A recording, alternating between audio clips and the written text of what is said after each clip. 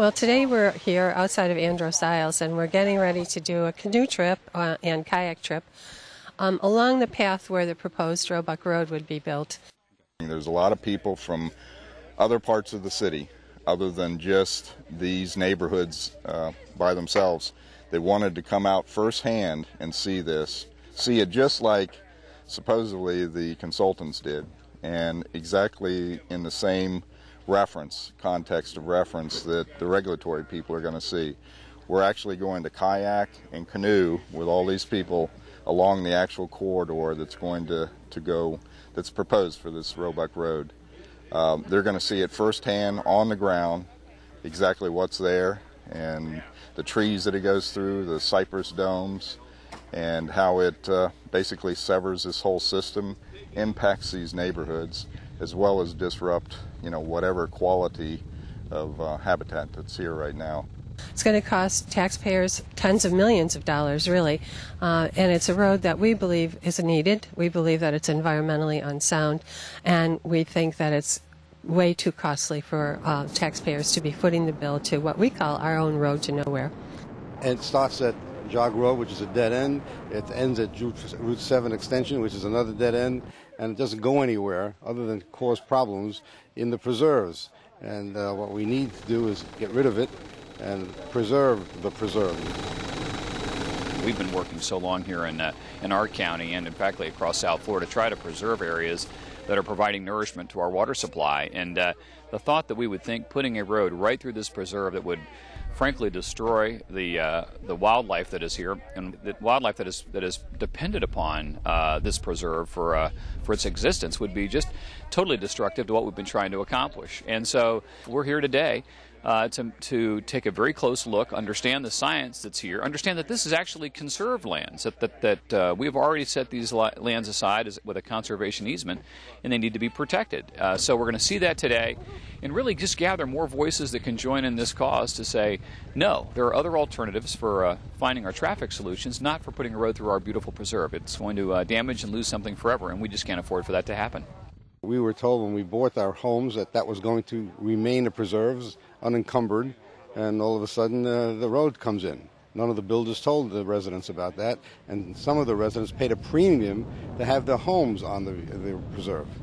It really seems to us that the building of this road is something that really shouldn't happen.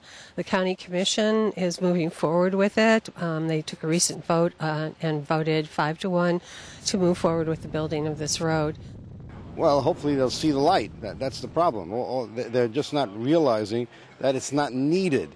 We have Southern, which is brand new. It's wide open. They widened Belvedere.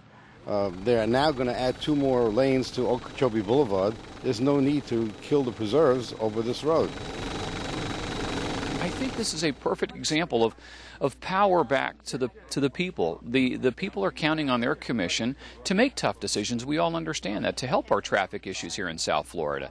But what we're also counting on them is to be as creative as possible and to pause and understand that when we see the kinds of citizens who are arriving here today, who are participating in this process of a deeper understanding. This is not just a not in my backyard conversation.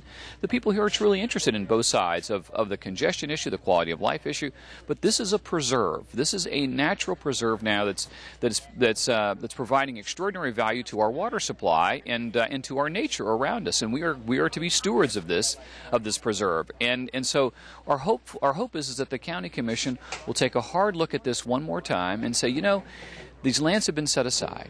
They're very precious. They have unique value to unique habitat. And the citizens are telling us, look for another solution. Let us pause. Let us listen as the government. And let us look for an alternative solution. And that's what we hope will be accomplished. This is something that is coming to the forefront everywhere because we have less and less of what we have. These wetlands are all disappearing.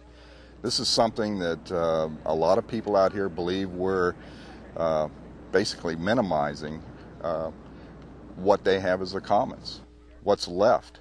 There's very few places like this left in an urban context where people can come to. We're going to lose all context to what Florida was if we don't watch out. We take this seriously.